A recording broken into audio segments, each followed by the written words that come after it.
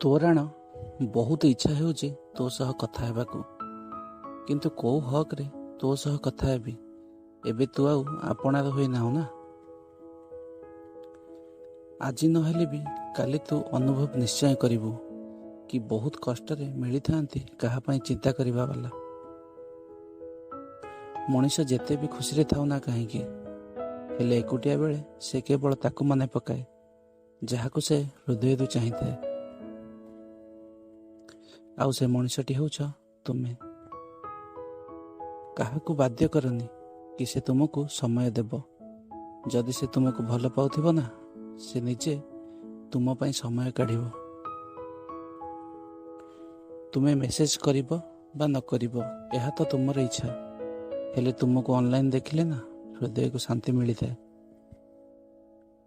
ଗୋଟେ କଥା କହିବି, ଜଣେ ମଣିଷ ଦିନରେ ସମସ୍ତଙ୍କ ସାମ୍ନାରେ ହସିଥାଏ, ଅନ୍ୟକୁ ଖୁସିରେ ରଖିଥାଏ। ଆଉ ସେହି ମଣିଷ ଏକୁଟିଆ ତା ହୃଦୟର ସାଥୀ ପାଇଁ ଦରକାରଠୁ ଅଧିକ ଲୁହ ଝରେଇଥାଏ। କିଛି ସମୟ ହସେଇ ସାରା ଜୀବନ ଆଖିରେ ଲୁହ ଦେଇଗଲା।